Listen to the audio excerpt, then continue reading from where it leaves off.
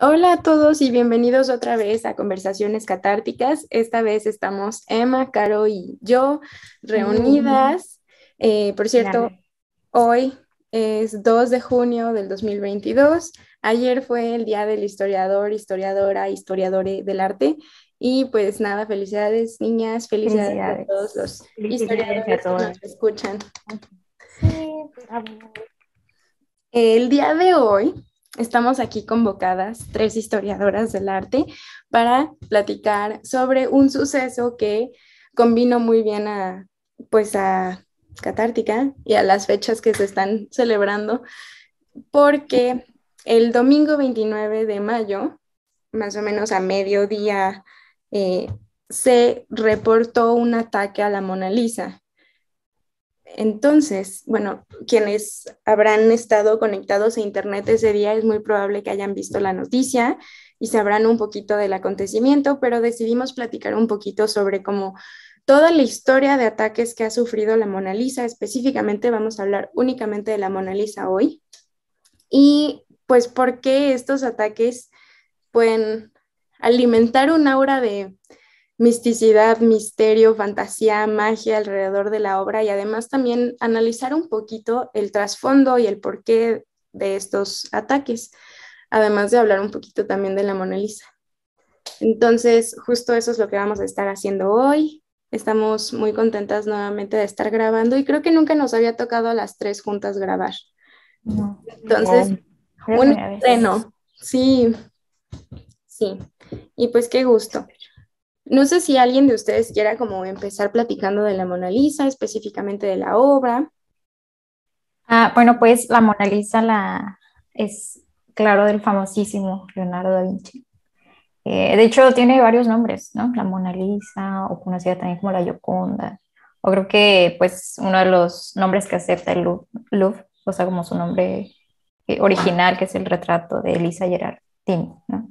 Entonces, pues, puede tener todo eso y de ahí creo que partiría como la razón por la que se hizo tan famosa, ¿no? Que es, pues, que se cree y de hecho hay muchas teorías de que sí se la hizo a esta mujer porque se la pidió el esposo que era Fernando de Giocondo, Sí, ¿el nombre? Sí, Francesco. Francesco, perdón, Francesco de Giocondo, pero otros decían no, que era porque salía con ella y que era mejor su amante, o sea, es como muchísimas teorías detrás de la Mona Lisa, pero pues bueno, otros es como de que le hizo el retrato y jamás se lo entregó y que se lo llevó, ¿no? Hasta su muerte, se lo llevó a Roma, luego a Francia.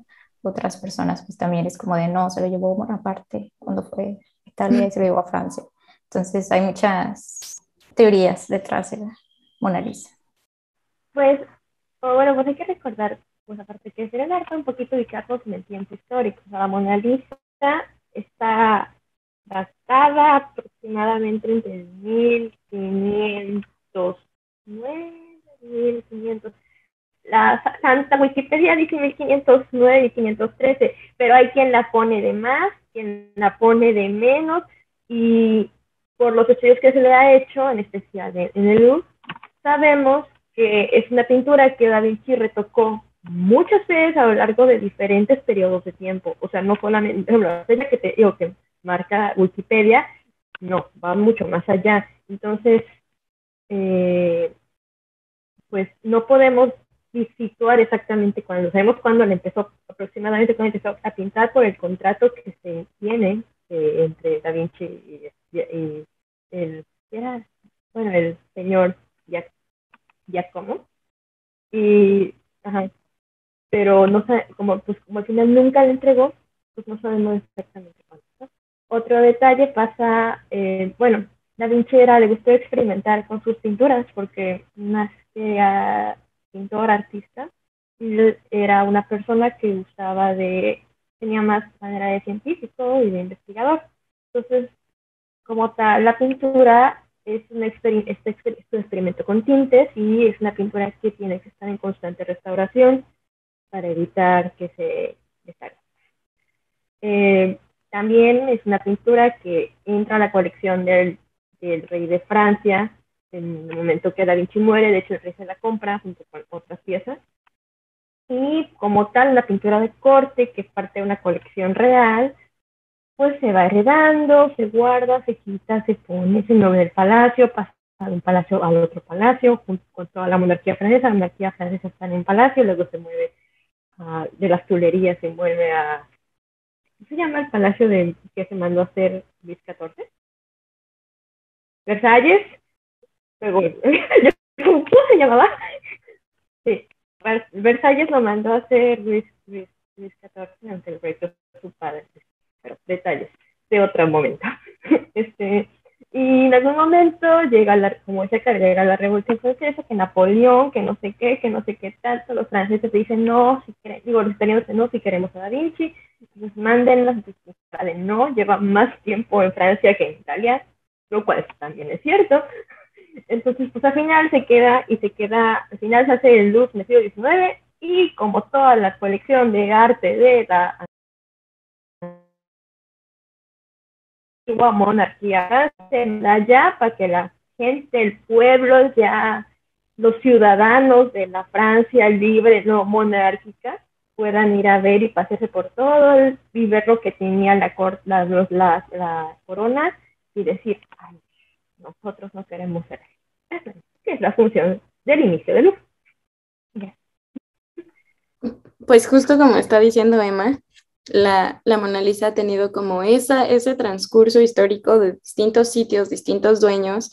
También a lo mejor un dato como curioso que se menciona de vez en cuando, y más o menos Caro también lo comentó, es que la Mona Lisa al parecer era de los cuadros favoritos y no favoritos de Leonardo, en el caso de que lo retocó 1 millón de veces porque para él nunca, bueno, se comenta, ¿verdad? Todo esto son especulaciones porque al hablar de historia no tenemos verdades absolutas, mucho es chisme, pero se comenta que Leonardo tenía como una fascinación por este cuadro y lo estuvo retocando durante mucho tiempo, experimentó mucho con él, es como de los primeros momentos en la historia del arte en donde podemos ver claramente el esfumato, bla, bla, bla.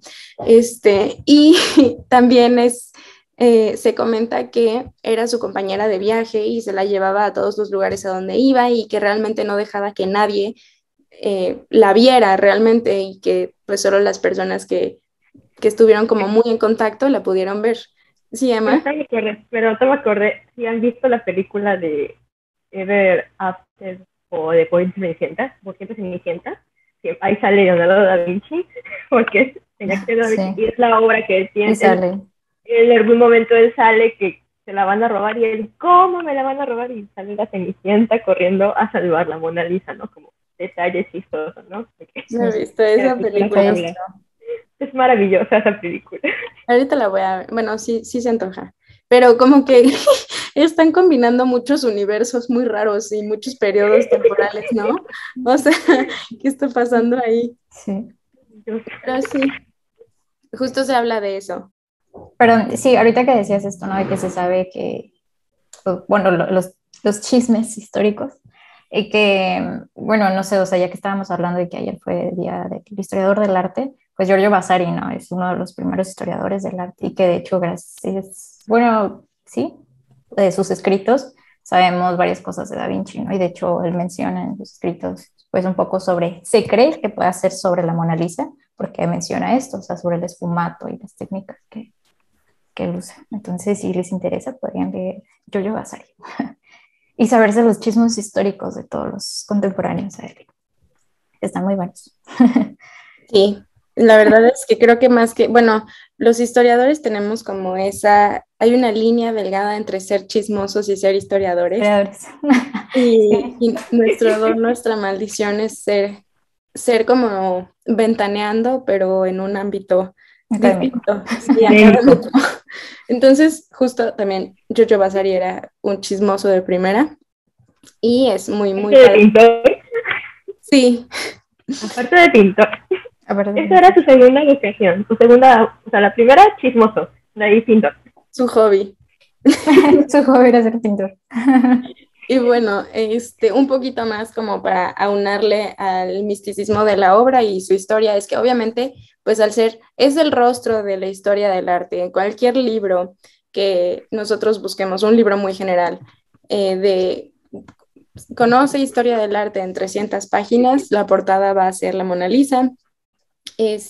Así también como el título y protagonista de 1 millón de películas como La sonrisa de la Mona Lisa, que es una película que a mí me fascina, pero pues justo Uy, sí. poco tiene que ver con la Mona Lisa, aunque pues es el título de la película.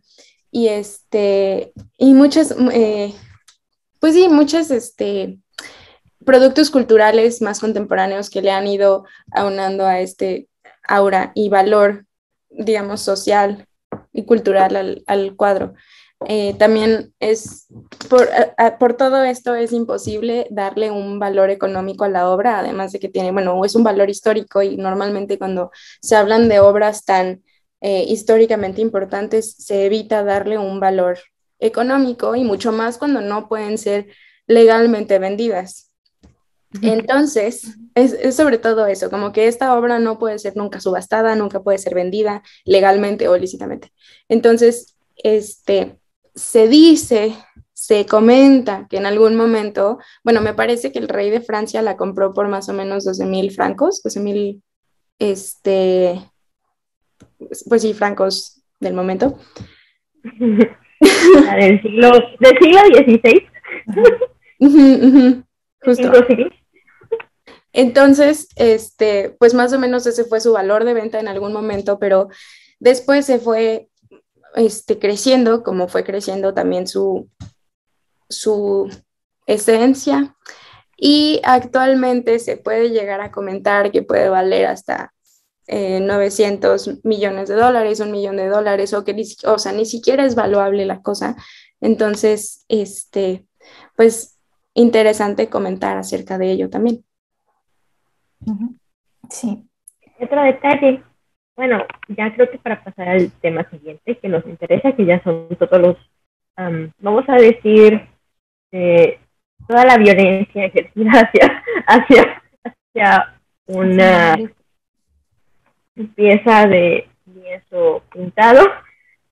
A mí esa pieza, creo que inicia por la parte de que la primera cosa como violenta que se le ocurre es su robo en 1911, y hay que decir que antes de ese robo, en 1911, la Mona Lisa era una más de las pinturas que pertenecía a la monarquía francesa. O sea, uno de los tantos retratos que se tienen. Entonces, sí, este valor histórico y lo que llamamos en el mundo del arte, bueno, del arte en general, valor aurático, su aura, su sentido, en ese sentido lo empieza a formarse como tal nuestra cultura popular. La Mona Lisa es una pieza, una pintura que pertenece ya a la cultura popular. Todo el mundo, cualquier persona sabe qué es la Mona Lisa. Inicia por implementarse a partir de este robo. O sea, todo esto podemos se le da regularmente el punto de inicio al robo de 1900. Así es, sí. Y bueno, el primer robo se da, bueno, entrando para que empezamos ya a hablar sobre estos vandalismos hacia la Mona Lisa, pues se dan exacto. Violencia ejercida. Bueno, se da en 1911.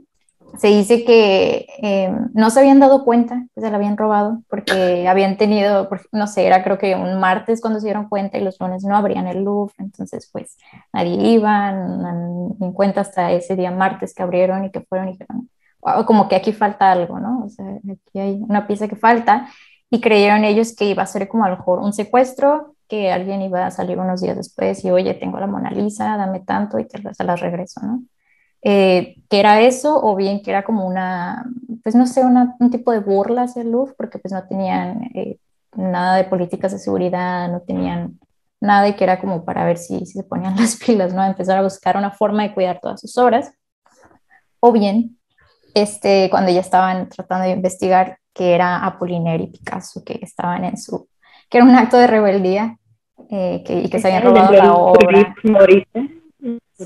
Cubismo en las vanguardias, justamente en la época de las vanguardias. Ahí era sí que era un acto de rebeldía porque exacto, es este momento, ¿no? Como de que ruptura, que ellos querían cambiar pues lo académico y que después ellos se convierten en eso que juraron destruir, pero bueno, este es otro tema. Ese es otro tema aparte. Y pues bueno, cuando llaman a Apollinaire y a Picasso, la policía, para empezar a interrogarlos, se dan cuenta que, pues sí, de hecho ellos no fueron quienes robaron la Mona Lisa, pero que sí fueron ellos quienes robaron otras obras del Louvre, que fueron estas cabezas, esculturas ibéricas, ¿no? Que habían encontrado y que de hecho después en 1900, perdón, antes que en 1907 habían hecho, Picasso había hecho su famosa Señorita de Aviñón, basadas en estas cabezas que se había robado del Louvre. Porque había habido antes una exposición y que de hecho eso fue así como el wow. Y no se dieron cuenta que se las habían robado, ¿no? Cuando pesaban, dice que como 7 kilos, creo que cada cabeza, y pues no se habían dado cuenta. Entonces, bueno, ahí está otro, ¿no? Que no solamente le pasa a la Mona Lisa, sino que han sido muchas obras que les han pasado eso. Entonces, bueno, ellos pasan el tiempo, creo que en 1913, ajá, es cuando ya pues empiezan como que a perder esperanzas de encontrar a la Mona Lisa, y los quitan hasta de su catálogo el Louvre, como de pues ya se perdió. Y pues no, resulta que reciben una llamada y les dice una persona como, oye, ven a tal parte, creo que es en Florencia, lo cita y le dice, tengo a la Mona Lisa, ¿no? Entonces ya van ellos y resulta que es esta persona súper reconocida, que gracias al robo de la Mona Lisa de Vincenzo Perugia, que pues les dice, aquí la tengo y quiero tanto, pero pues logran agarrarlo. Y es muy curioso porque durante todo ese tiempo en el que se llevan a la Mona Lisa, antes era una obra, como dice Emma, ¿no? O sea, una obra más de Louvre, nadie la conocía, y cuando empezó a salir en el periódico, es que no la encontramos, está pasando esto, bla, bla, la gente iba a ver el espacio vacío, que jamás, o sea, que habían estado pasando por ahí todo ese tiempo y iban a ver como el espacio que estaba ahí. Entonces se fue, ¿no? Se fue como una obra de arte más y regresa, como dice Emma, como este icono de la cultura popular, o sea, del arte. ¿Quién no conoce, no, a la Mona Lisa? Y de ahí empieza a darse como este boom de la Mona Lisa.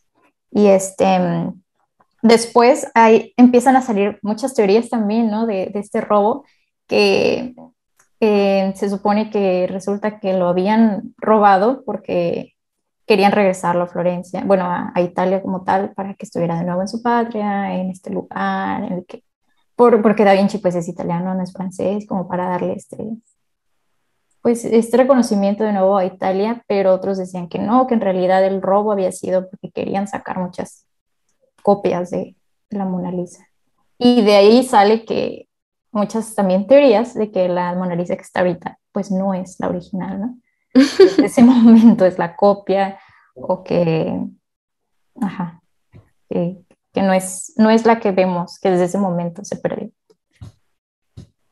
No sabemos. Y que realmente creo que nunca vamos a saber, ¿no? O sea, finalmente No. ya la pieza que está idolatrada, enmarcada, blindada, protegida, con láseres y gente que da su vida por ella, es una Sí, copia, o sea, si es algún proceso de reproducción, a lo mejor litográfico, serigráfico, no lo sé, o realmente una persona se puso a pintarla tal cual se supone que la pintó Leonardo, pues no lo sabremos y pues ni modo, estamos condenados a vivir aplaudiéndole a una copia. exacto. Sin saberlo. Sin Sin saberlo. saberlo. Sin saberlo. Yo, hablando de copias, recuerdo un poquito fuera de tema, recuerdo una conversación con una profesora de nuestra universidad que trabajó en el Prado por un tiempo y nos decía, y me acuerdo que estaba platicando de las fechas y salió el tema y dice, ay, van a sacar la copia, ya ahorita les toca sacar la copia de tal obra porque no puede estar dando el sol tanto tiempo, entonces hacen el cambio a la bodega y ponen la copia. No me acuerdo de qué obra icónica me dijo, pero sí me dio mucha risa cuando me lo contó. Pues, digo, y el público no lo sabe nada más la gente que está dentro trabajando. Pues claro, y que tiene sentido, ¿no? Porque bueno, también, pues a lo mejor si empezamos a meternos un poquito en los procesos museográficos, sabemos que obras no pueden estar expuestas tanto tiempo a la luz, a la humedad, al polvo, a esto y al aquello, y aire, sí, necesitan, exacto, y que necesitan sus procesos de al limpieza, fin. necesitan su restauración, claro, necesitan sus retoques, y que obviamente 365 días del año expuestos incluso a... Porque la gente es súper irrespetuosa, claro que se acercan, aunque haya un separafilas, se van a acercar hasta donde el separafilas deje de extenderse. Entonces, pues en nuestra mente como público sí tiene que existir la posibilidad de que a lo que mejor, a lo que a lo mejor lo que estamos viendo es una exacto, reproducción y es totalmente natural y también es válido. En ningún momento se habla de que las reproducciones, o sea, finalmente vamos a ir a conocer pues obras, ¿no? Y una reproducción fiel y a lo mejor permitida, auténtica o ujú, certificada de la obra no tiene absolutamente nada de malo.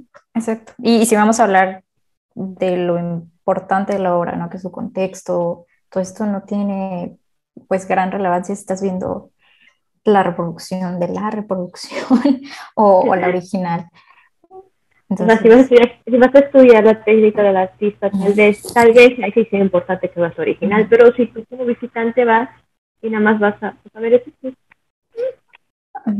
Ahorita recordé, perdón, cuando estaban diciendo lo de, pues, por procesos museográficos, eso recordé cuando estábamos llevando museografía, que la maestra nos había dicho que una de las cosas que más se ven, aunque no pareciera y aunque estén los guardias ahí como de no pases, no pases, no pases, no te acerques, que lo que más se ve es chicles pegados en la parte de atrás del marcos. marco, de los marcos. O sea, parece que los guardias siempre están ahí, ¿no? Como de no te acerques, no toques. Pero ¿cómo puede ser que a la persona se le ocurre sacarse el chicle, pegarlo atrás? O sea, y eso lo hacen obviamente en todas partes. Y se trauman de un pastelazo. Qué trauma de un paso. La el, hipocresía. el colmo de la hipotenusa. Exacto. Pues ahora sí creo que ya llega el momento de hacer segunda temporada, el cual ya pasó un poquito más de tiempo, ya ocurre en este año 1956, le ocurren dos cosas a la pobre pintura, la verdad. Pobrecita, o sea, un espanto al año va, pero dos, demasiado. Entonces, ocurre, el primer espanto es que os ocurre que un visitante, cuyo nombre la verdad es difícil de encontrar, estuve buscando bastante y no encontré, pude, entonces, es bastante complicado porque hay mucho chisme y mucho cosas alrededor que no dejan ver de cómo exactamente qué te pasó hoy. Al final lo que sucede es que es lo que se conoce como un caso, se ha catalogado como lo que se conoce como un caso de un síndrome de Stendhal. El síndrome de Stendhal es lo que ocurre, estuvo muy en boga en el siglo XIX, podríamos decirlo. Ocurría que la gente se iba a dar su gran tour a Europa, la gente que tenía dinero, obviamente, y su tour. Entonces se iba a dar su gran Claro. tour en Europa, eso incluía ingleses, después ya pasar con los ingleses y con los estadounidenses. Ya se me voy a quedar en ese tema. Pero bueno, el Bueno, chiste es que se ven su gran tour y se van a visitar Italia, que en realidad se va a visitar mucho Italia, Grecia y todos los lugares de la cultura, como lo lugar de lo grecolatino, el renacimiento, y se iban a ver todo eso. Entonces, como habían leído por mucho tiempo de eso, la gente cuando llegaba a algún lugar le daba literalmente, se desmayaba, se le aceleraba el corazón, lo que sigue pasando, no voy a ver en pasado, pero que sucede y es muy real. La gente queda tanto tiempo que se crea lo que llamamos un horizonte de expectativas, llega así, finalmente al lugar. A mí me pasó cuando llegué a Bellas Artes por primera vez, no me voy a burlar de esto, porque a mí me pasó. por eso me estoy riendo ahorita. Ya me pasó. A mí también me pasó, sinceramente. Me río, me río porque da risa, pero no me río para burlarme, ¿entienden? O sea, quiero ser muy, muy, muy correcta en eso porque a mí me ha pasado y me da risa, pero es muy cierto, te quedas, te emociona, te da ese palpitaciones. Imagínense que se enamora, no lo sé. lo digo, que te da palpitaciones, respiras, aumento de respiración, sudoración, la gente se queda estático, a ver, ¿dónde lo había puesto? Ciudad de ritmo cardíaco, vértigo, confusión, hasta palpitaciones, temblores, éxtasis y desmayos. Son todas las que te puede dar cualquier síndrome de Stendhal al pararte frente a algo que estás ahí, que estuviste esperando toda tu vida. Ahora, lo que le pasó a este señor que atentó contra la Mona Lisa, atentó, de la que manera atentó contra ella, de hecho ha sido a la pieza antes de que tuviera un cristal enfrente. Claramente eso no es una buena idea. Lo que pasa cuando el síndrome de Stendhal sucede, puede pasarte que te pase todo esto, o todo lo contrario, que llegas con una serie de expectativas y cuando no te pasa nada de lo que te acabo de describir ahorita, la gente entra en, ¿pero por qué? Y son enojos.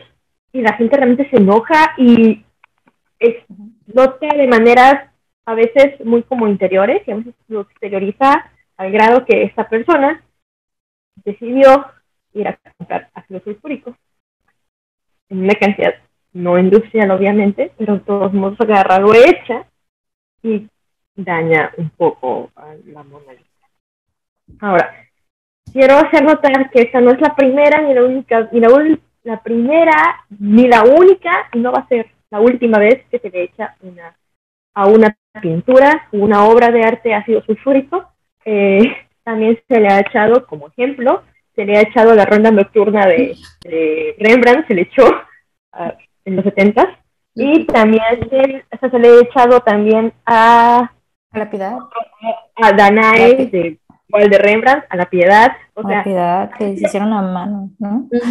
Hay que recordar que el ácido sulfúrico, para retomar otra clase de ciencias, porque estudiamos historia, pero que tenemos, la historia es multidisciplinaria, entonces tenemos que aprender otras cosas.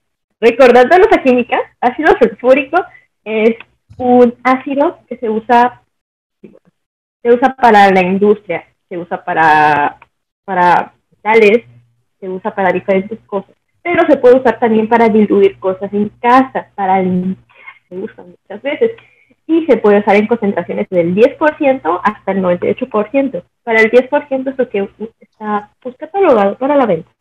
Y el ácido sulfúrico existe desde el siglo VII. O sea, no hay problema, créanme que sí había. Entonces alguien dice, es que no es cierto, no, sí. Desde el siglo VII el ácido sulfúrico, la humanidad tiene acceso a ácido sulfúrico. Más o menos, pero tiene. Entonces, eso está. Dañan un poco la pintura, se dice que es del lado izquierdo de la... el lado izquierdo de la pintura es la que se daña, obviamente llevó restauración. Y pues básicamente así quedó el asunto. No se sabe exactamente o sea, realmente solamente se sabe que esta persona quedó no, o sea, no tuvo su momento de éxtasis al ver a la segunda y pues terminó mal. Y básicamente es el único caso de síndrome de Stendhal que se tiene de los ataques, porque regularmente se tiene la idea común de que los ataques que se hacen a las piezas de arte es por esto. Enojo es por esto, porque no tenemos, porque el síndrome de Stendhal no funcionó como debía haberse funcionado, ¿no? Decepción. Pero no, resulta que de todas las veces que ha sido atacada la Mona Lisa, esta es la única vez que ha tenido que ver con ese síndrome de Stendhal. Las demás, nada.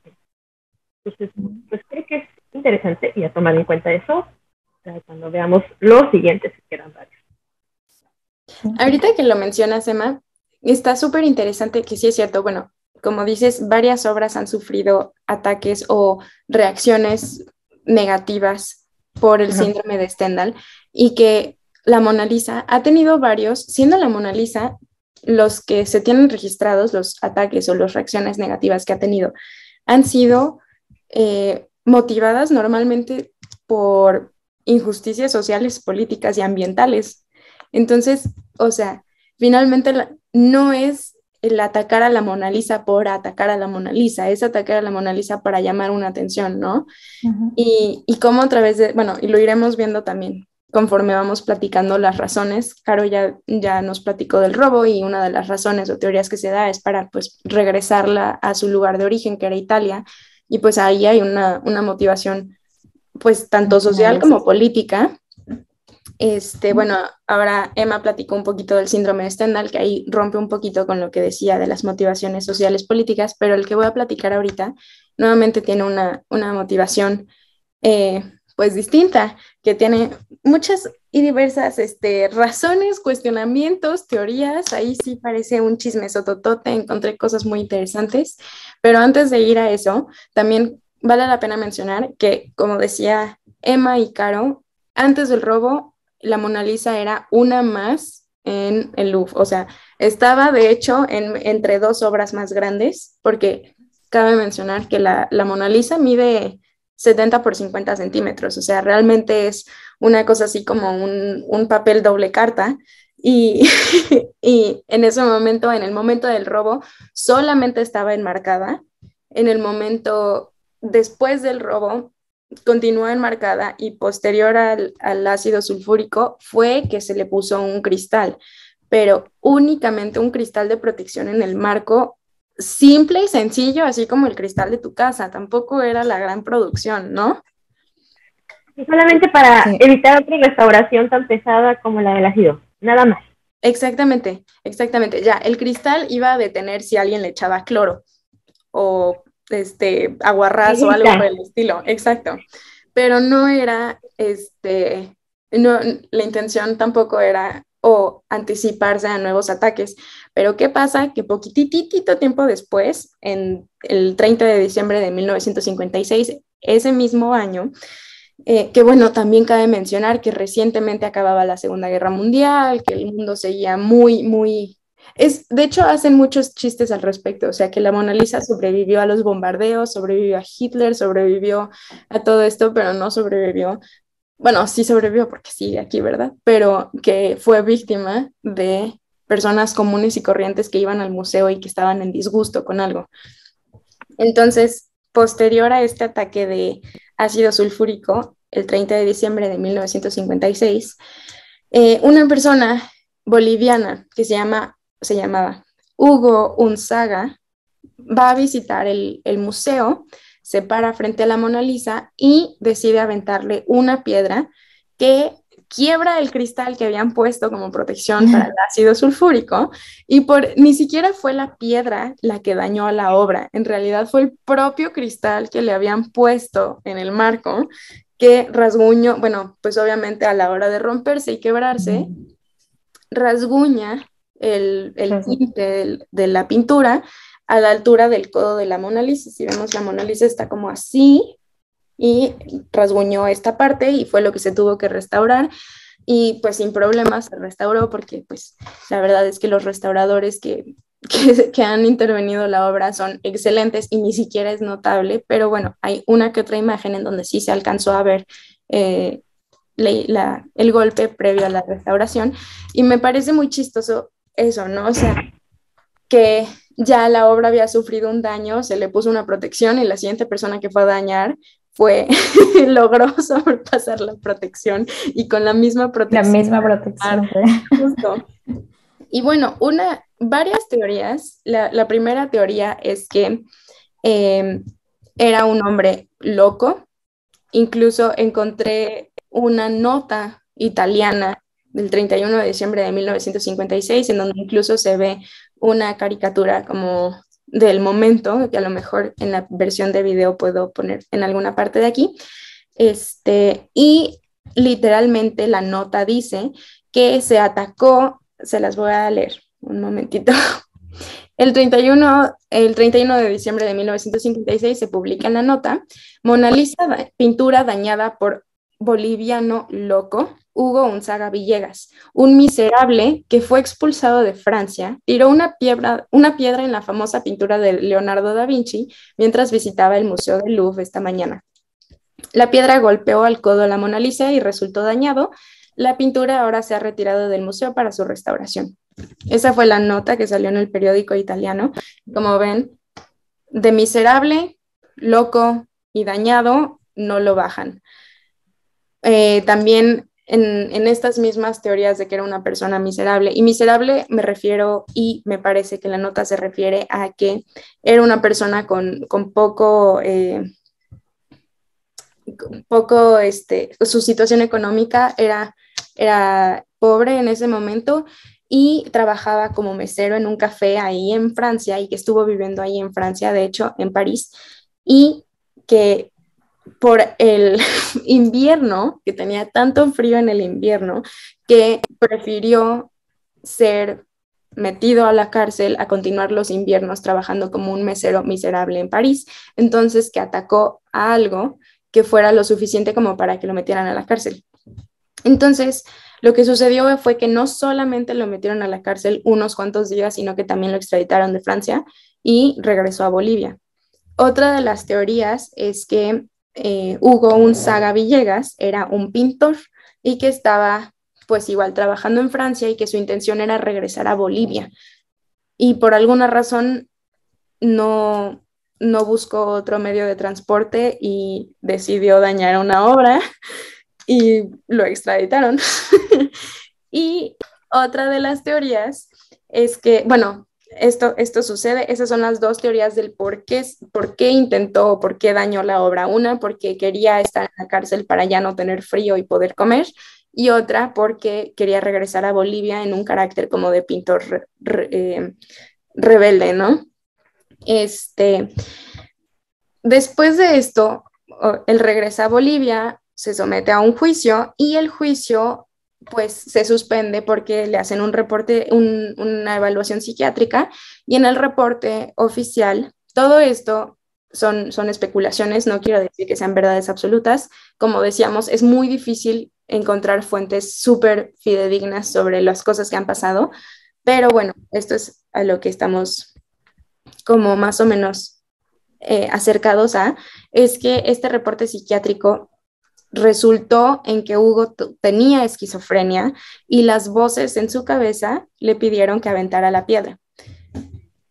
Posterior a eso, también se dijo que Hugo, bueno, vivió en Bolivia durante el periodo de la MNR, que es el Movimiento Nacionalista Revolucionario, que pues se sometió a una guerra entre bandos políticos en Bolivia y que era una situación política muy dura y que por eso mismo él decidió irse a vivir a Argentina. Y mientras él vivía en Argentina, visitó nuevamente Bolivia para ver a su mamá y en Bolivia lo capturaron y lo torturaron hasta que se volvió loco porque en ese momento en Bolivia había un político, líder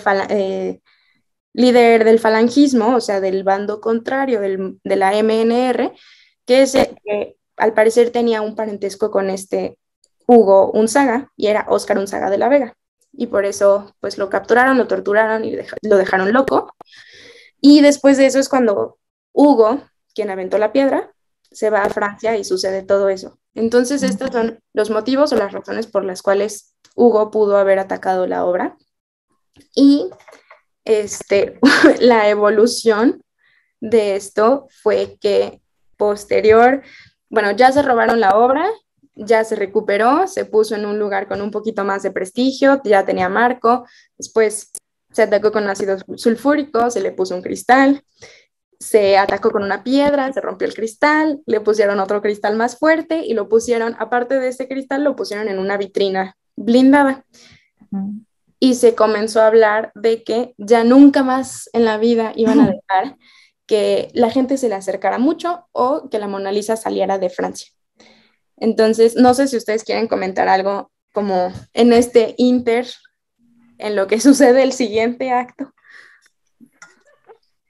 Bueno, yo sí, esta parte que dices, ¿no? Al inicio, cuando estás buscando, cuando buscas sobre esta persona, sobre este incidente, y creo que pasa también con algo que les voy a decir más adelante, o no sé si también a Emma le pasó, pero lo que te encuentras en los titulares de los periódicos, ¿no? Cuando hablan de esta persona y dicen como es una desequilibrada mental, sí, una trastornada, esto, ¿no? Un miserable, todos estos, pues que lo que les ponen para hablar de ellos como, sí, personas locas que lo hicieron sin razón alguna, ¿no? Como, ¿cómo puedes dañar esta obra maestra, no? O sea, eso me parece, pues sí, muy triste, porque no vemos más allá, no vemos la razón por la que se hace o qué es lo que están tratando de llamar, ¿no? ¿Por qué están tratando de llamar la atención? Justo. Emma, no sé si quieras comentar algo. No, yo creo que lo que dijo es bastante interesante. Igual yo les decía ya que básicamente las razones a partir de este caso que yo les dije van a ser situaciones que no tienen nada que ver específicamente con la obra. Son razones que, pues la obra les fue como medio, pero la obra no era la meta, jamás lo fue. Claro. O sea, a partir de las primeras dos, que es el robo y ahorita el ácido, lo demás no tiene nada, de nuevo, usa el término violencia ejercida hacia la Mona Lisa, la Gioconda, no tienen la finalidad de atacar a la obra en sí, tienen la finalidad de atacar todo el sistema, estructura y todo lo demás que se ve representado en esta obra, en esta pintura. Entonces, claro, con diferentes funciones, necesidades y demás. Y claramente cuando uno solo sabemos siempre, cuando hablamos de Picasso y de Monet, ellos estaban en ese momento, en 1911, ellos estaban en su modo, voy a encontrar la sociedad y por lo tanto los ciudadanos se como locos. En este caso, cuando uno va en contra de la sociedad, se van a hacer catalogados como locos, enfermo y como ta. Entonces, alguien normal no va a un museo a atacar una pintura porque es una pintura, o sea, porque voy a atacar una pintura. De hecho, alguien normal no va a un museo a hablar fuerte, alguien normal no va a un museo a bailar, a gritar, a aventar, no, es una persona alguien normal. No se desnuda en un museo. Exacto, o sea, es como, pues es que también son las dinámicas, ¿no? Que se dan por ser parte de esto, de lo académico, de lo institucional. Entonces, como que pues va dentro de todo esto. Sí, o sea, ¿cómo hay o sea, tenemos 2 cucharas para medir todas las cosas, exactamente, y lo hace Picasso y no hay ningún problema. O seguramente si algún otro hombre dentro del esquema Exacto. hubiera hecho algún performance, no hubiera sido mal visto, pero después nos movemos al siglo XX cuando se hace, por ejemplo, un performance del origen del mundo frente al origen del mundo, entonces la mujer sí está vista como una loca, ¿no? Pero justo esto, o sea, cuando lo hizo Picasso, que bueno, no fue la Mona Lisa, pero fueron las otras piezas, fue así como, no, wow, o sea, lo hizo porque gracias a eso empezó el modernismo y el protocubismo, de ahí salió, y que las señoritas de Miñones, wow, gracias por robarlos, ¿no? Ahí podemos meter de manera interseccional la forma en la que se ve el arte no europeo. Justo. La forma en la que se exotiza. Eso podemos ver esa intersección cañona, pero pues eso es igual para otro tema, del exotismo. Sí, a lo mejor para otro podcast nos podemos quejar de cómo no hay ningún problema de que se subasten piezas olmecas, pero que no fuera una pintura, ¿verdad? Que no fuera una pintura de Van Gogh o de Picasso o de Leonardo, porque ahí sí hay un problema, ¿verdad? Pero las piezas olmecas, las piezas de cerámica, con significados rituales y cultuales, ahí no pasa nada. No hay problema. Sí, no, es más, róbatela, Picasso, te la regalamos. Pero bueno, no nos vamos a enojar en este momento. Lo que es que yo llevo mucho tiempo prometiendo un podcast para tirarle a Picasso y no lo he logrado, pero aquí como que está saliendo un poco. Pero no quieras, nos lo rifamos. Cuando quieras, nos lo rifamos. Aquí tienes a 2 personas. También sé que sería un podcast, que bruto, larguísimo, ¿eh? Larguísimo. Pero volviendo al tema de la Mona Lisa, les platicaba que después a esta pedrada, Francia dijo, ya no más, esta pobre mujer va a ser nuestra reina protegida en Francia y no sale de Francia. Se hizo esa promesa, aparte de haberle instalado una vitrina ya en una sala diferente. Y de balas, de todo, sensor, para que la descuelguen, o sea, museo, o sea, película de espías, eso. Se le puso. Que, bueno, eso lo vamos a hablar un poquito más adelante con el más reciente ataque de Ay, es que me da hasta risa, pero a ver, bueno. Entonces, se cumplió esta ley de la Mona Lisa no sale de Francia, se cumplió únicamente por 10 años, porque en 1900, esto sucedió, el pedrazo, en 1956 y en 1963, bueno, fueron cosa de 7 años, la Mona Lisa va a Nueva York. Va a Nueva York, se queda ahí unos ratitos y después de esto regresa a Francia. No hubo mayor problema, se contrató un barco en donde la Mona Lisa tenía su propio camarote, iba acostada en una cama de rosas, la bañaban, le daban de comer, la abanicaban, llegó a Nueva York y la trataron con los mismos méritos. La señora iba sentada en una lancha seguramente, llegó al museo, se montó, se quedó ahí, cada persona podía entrar a verla únicamente entre 1 minuto y 1 minuto y medio, la gente se salía, no pasó nada, regresó a Francia y Francia dijo, bueno, entonces lo único que tenemos que hacer es sentar las bases de cómo se va a tratar a la Mona Lisa fuera de Francia. Nueva York lo respetó muy bien, entonces volvamos a hacerlo. En 1974 se dio permiso de que la Mona Lisa saliera a Tokio. Y en Tokio, igualmente la Mona Lisa llega en perfectas condiciones, se monta. Ahora, la cantidad de personas que visitaba la Mona Lisa en la exposición era tal que no se podían quedar 1 minuto y aproximadamente tenían 15 segundos únicamente para entrar y verla. Entonces, pues la gente se iban a verla disfrazados de la Mona Lisa y creo que todavía hay uno que otro documento, si llego a encontrar fotos de 1974 en donde vea personas disfrazadas de la Mona Lisa, se los voy a poner aquí, ojalá sí lo pueda encontrar, pero el caso es que también fue un furor enorme. Y en este año, cuando la Mona Lisa se estuvo exponiendo en Tokio, sucede uno de los segundos, cuarto con la obra, y en particular a mí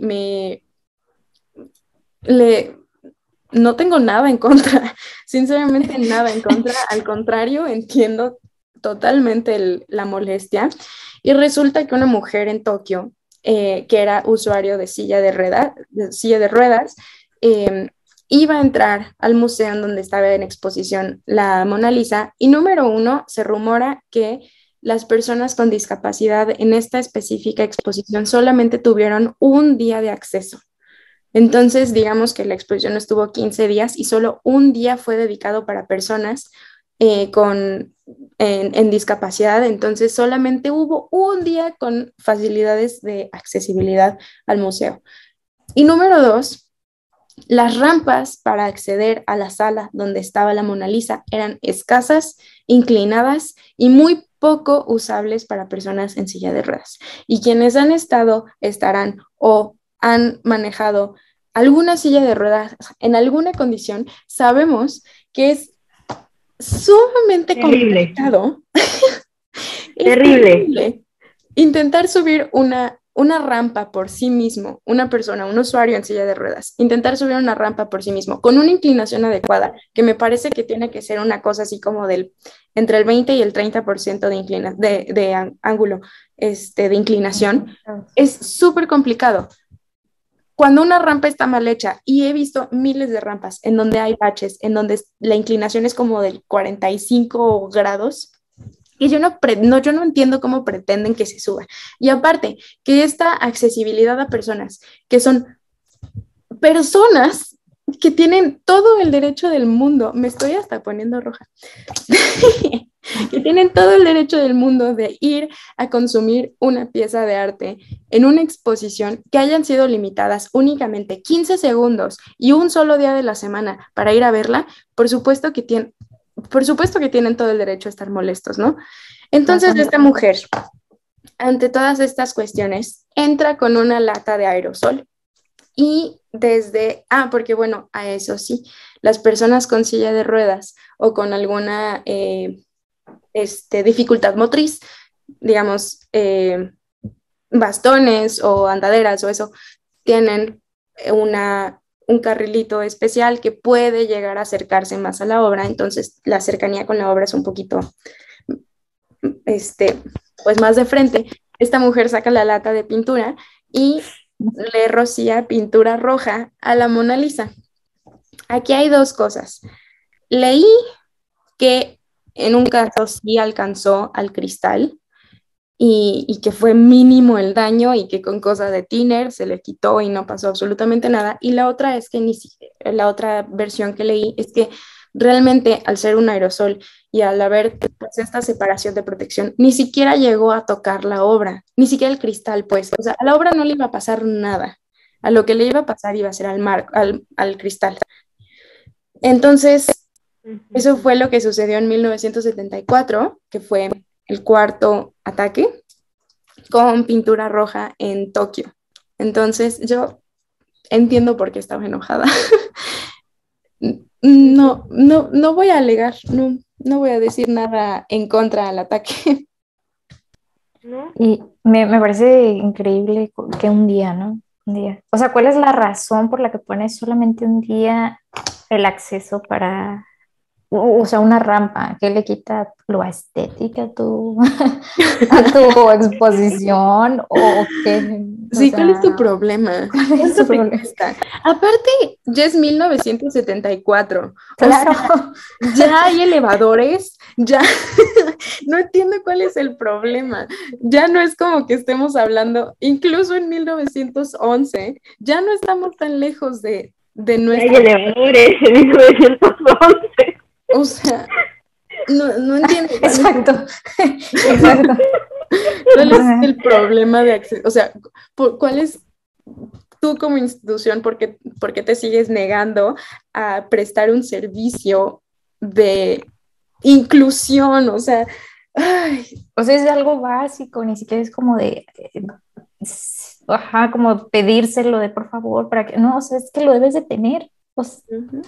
es, Hasta los mismos edificios te lo piden, o sea, como el evento de construcción de edificios públicos, lo que lo piden, obligatorio, o sea, tiene que, cualquier tiene que tener acceso para personas en silla de ruedas sin discapacidad. Pues sí. Ay, no, es que de veras que...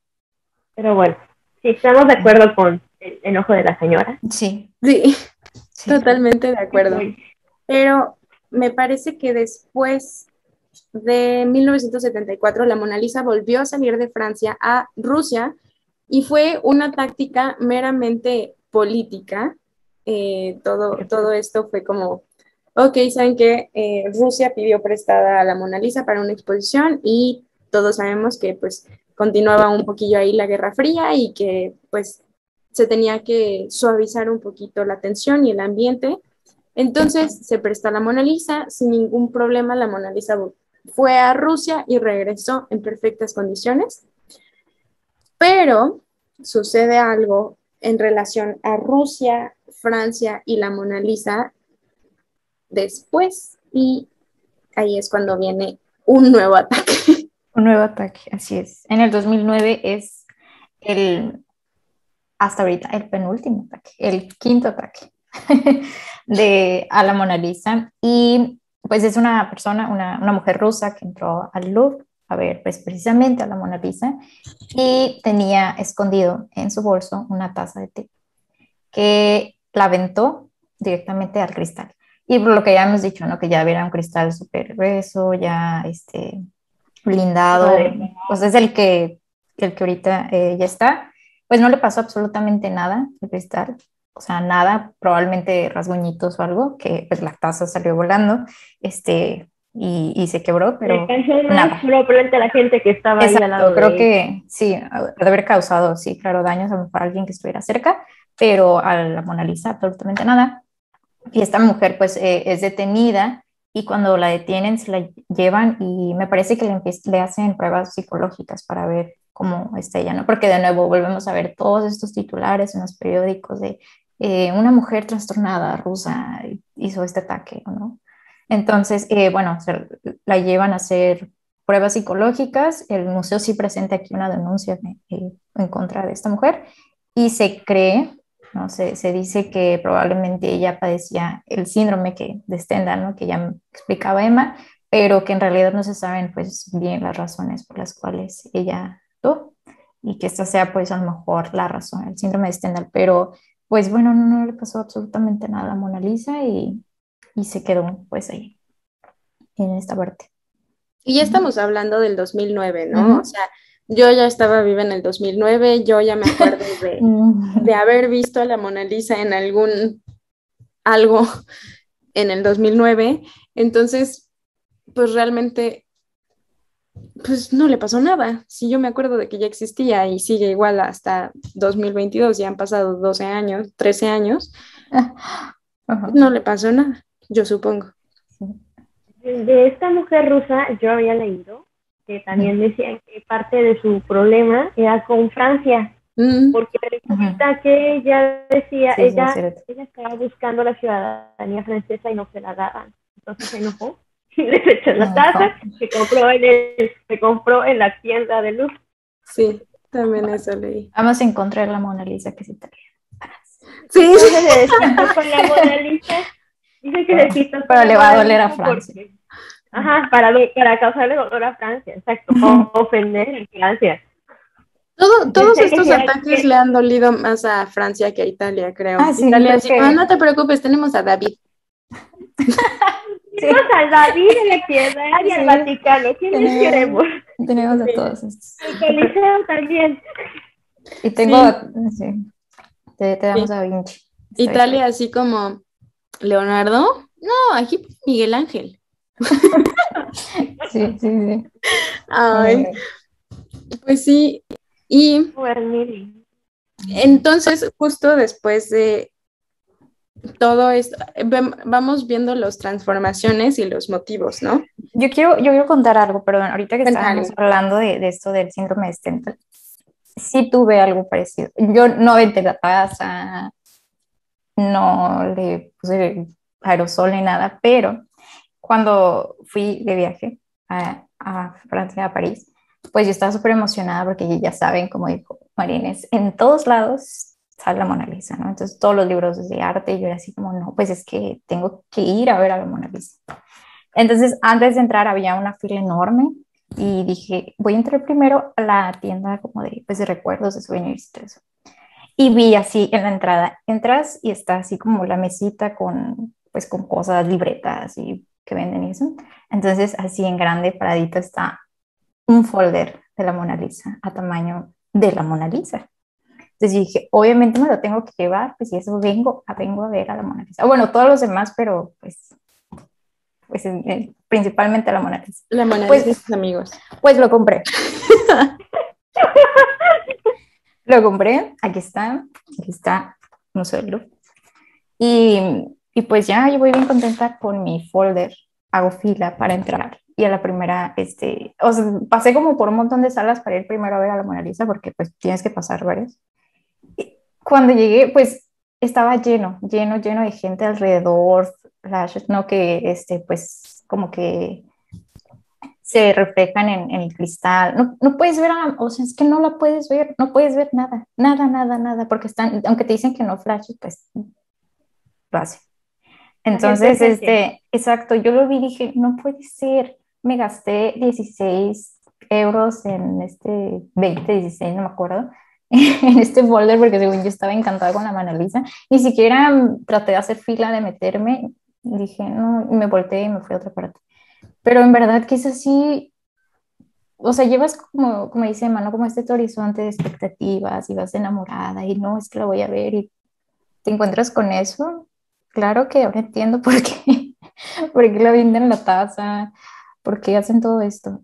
O sea, si lo vemos desde el síndrome de Stendhal, ¿no?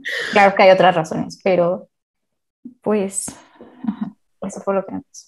A mí me pasó muy parecido. Yo igual, o sea, tuve la oportunidad de hacer un viaje a Europa con mis papás justo antes de que yo me decidiera por historia del arte. De hecho, creo que por ese viaje, y bueno, ya he platicado que por ese viaje mi abuela y Assassin's Creed yo me decidí por historia del arte, pero me acuerdo igual que yo iba pues súper fijada para ir a ese museo, porque es, o sea, Francia también, París tiene 1 millón de museos y tal vez ahorita que lo pienso, si hubiera ido, no sé, a Lorangy, me lo hubiera pasado igual o mejor y hubiera visto a Loranchi.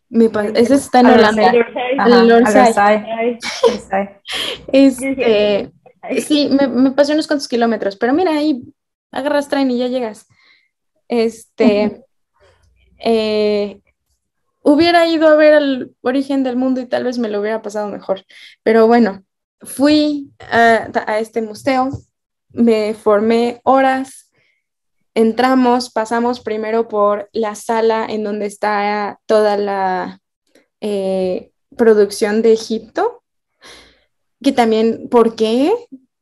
Pero bueno, y después me acuerdo que ya fuimos directititito a ver a la Mona Lisa y había una cantidad de gente que era abrumador, obviamente tampoco la pude ver y ya ni siquiera me sentí decepcionada, solamente fue como de, ¿habrá otra oportunidad? Aparte, bueno, yo en mi ignorancia me la esperaba un poquito más grande y un poquito más impactante en general, pero creo que también todo el espacio en donde está montada, obviamente para estas, eh, la protección de los nuevos y posibles ataques que pueda sufrir, está montada en un espacio enorme, en una pared enorme que se la come totalmente porque está la pared y la Mona Lisa en un cubo de cristal así. Entonces, yo me acuerdo que sí, también la vi de lejos, me acerqué, creo que le tomé como un video en donde le hice muchísimo zoom y después le dije a mis papás, y es más, en mi ignorancia del momento, le dije a mis papás, creo que aquí también está la obra de Coldplay. Y me gustaría mucho conocerla porque a mí me gustaba mucho Viva la Vida de Coldplay y para los que no sepan, la portada del disco de Viva la Vida and There and All of His Friends de Coldplay es la libertad guiando al pueblo y también está expuesta en el Louvre, entonces fuimos a ver, bueno, nos dimos la vuelta, llegamos a donde está expuesta y este es un pasillo enorme y me acuerdo que estaba totalmente vacío y ese cuadro sí es un cuadro enorme. Sí. O bueno, yo me acuerdo que era enorme.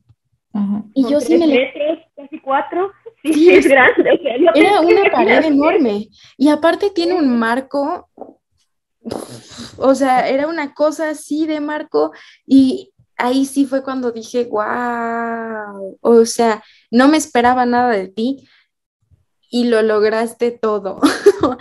Y luego, pues porque, como decía, en Europa agarras un tren y ya estás, agarramos un tren y nos fuimos a Madrid. Y en Madrid fuimos al Prado. Y en el Prado está la gemela de la Mona Lisa, pero es la Mona Lisa güera. Y también estaba ese día el guía del museo nada más nos dijo, y aquí esta copia de la Mona Lisa, pero es rubia. Y ahí es rubia y con tonos azules en vez de como, pues, ajá. Entonces, sí, ahí fue el momento en el que pudimos realmente sentarnos muchísimo rato a ver a la Mona Lisa. Y si les soy sincera, pues quedé igual de satisfecha. Bueno, no, supongo que el día que vea ya pueda como acercarme a la Mona Lisa y decirle como, amiga, tú y yo hemos sufrido muchos daños.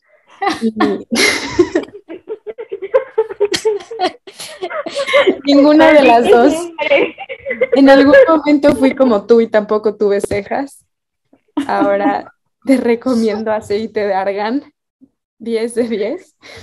Pero Y sé que lo voy a disfrutar mucho si en algún momento puedo realmente acercarme a la Mona Lisa, pero ya no lo estoy esperando, como que sí la Mona Lisa güera sí me alimentó ese hambre de querer ver algo. Ese vacío que te dejó. Sí, exacto. Sí, Sí. sí, me pasó así. Tú, Emma, Tú. bueno, decías que en Bellas Artes. Yo nunca he ido nunca he salido de México. Así que no puedo decir que haya visto la Mona Lisa La puedes sí la has visto. o sea, en persona. Pero En persona. La puedes ver mejor, ¿eh? O sea, no la te puedes ver. pierdas. Sí, probablemente. De hecho, para los que quieran, en el Louvre, en esa página del Louvre, pones a Mona Lisa y la puedes a ponerle un super zoom que puedes ver hasta las pinceladas. 10 de 10. Las hebras. Perfecto. Ujú. Muy, muy padre. Hasta el lienzo. Puedes ver cómo el lienzo está tejido. No Muy sé padre. si se acuerdan cuando, bueno, para nuestros oyentes, Caro, Emma y yo estudiamos juntas la universidad y en el momento en el que estábamos en la universidad, Puebla trajo la exposición de la tábula La tabla. de Leonardo, que era Ujú. la nueva obra de Leonardo junto con El Salvador del Mundo y todo eso, la nueva que se había descubierto y que se había dicho que era como el hermanito de la Gioconda y que era un autorretrato de Leonardo. Ujú. Este, yo no sé tanto la veracidad de eso, creo que hay como muy poquitos estudios y todavía había mucha especulación cuando la fui a ver, pero cuando la fui a ver también quedé súper satisfecha. O sea, dije, se ve muy padre, está firmada, está padre. Sí, lo mismo. Tengo ahí una que otra foto de esa exposición. ¿Ustedes fueron? Sí, creo que fue el último día o algo así. Sí, tuve que hacer un buen fila. Voy a buscar fotos de... Sí. Ah, yo iba en silla de ruedas y no le aventé ninguna pintura roja. Pude haberlo hecho, pero no lo hice. Pero sí tenían, ¿no? Entrada bien, o sea, Sí, sí, y Es es en un solo Palacio piso. de Gobierno, ¿no? Sí, justo. Donde fue la exposición de Frida Kahlo. Sí, sí, también como que satisfizo mis, mis Importante. expectativas. Ujú. Pues sí, y bueno, después del 2009 pasaron 13 tranquilos años en donde la Mona Lisa tal vez recibió muchos insultos, muchos halagos, seguramente muchos más halagos que insultos, pero ningún ataque. Hasta el 29 de mayo del 2022. ¿Se imaginan que este señor, del cual todavía no tenemos nombre, eh, creo que hay muy poquita información al respecto, pero ¿se imaginan Pero que se ahora hubiera con el esperado unos cuantos días al Día del Historiador del Arte, Uf. le hubiera empastelado así de que ¡Feliz día! ¡Salven al planeta! le dio mordida a la Mona Lisa, por eso. Fue eso, fue festejo. Ay, fue festejo y todos diciendo, ay, no, pobrecita. Sí, sí, Y le fue quería comer al festejo. pastel. O sea, quiero hacer notar que sabemos la importancia de la conservación y la restauración y que nos burlamos únicamente por el hecho de que sabemos que la Mona Lisa está segura tras un cristal a prueba de balas. Por eso nos Haber estamos dicho, burlando. ahora sí les voy a dar de qué hablar a los historiadores. Ujú. Sí, o sea, Vale. justo lo que dice Emma es importante. Creo que cabe recalcar, si somos historiadoras, apreciamos la obra, la historia, el proceso, el Puede que no sea nuestra contexto. favorita, Sí, puede que no no. sea la favorita. Y como historiadoras del arte, creo que, no sé si de nosotras tres, la Mona Lisa es el top de alguna de nosotras, ¿no? Ok. A mí durante un tiempo pues decía que como que me llamaba la atención y todo, pero nunca fue mi favorita y realmente ahorita pues la respeto, pero no me gusta. Y, pero justo, el trabajo de los restauradores es un trabajo muy importante. El patrimonio cultural es algo que se tiene que respetar, y la Mona Lisa es parte de ello. Pero pues ahorita está cuidada, muy bien cuidada por un cristal impenetrable y estoy segura de que un par de rosas y un pastel no le provocó el gran daño del que se está hablando, y es más, creo que llamarlo ataque me parece pretencioso y agresivo y Exagerado.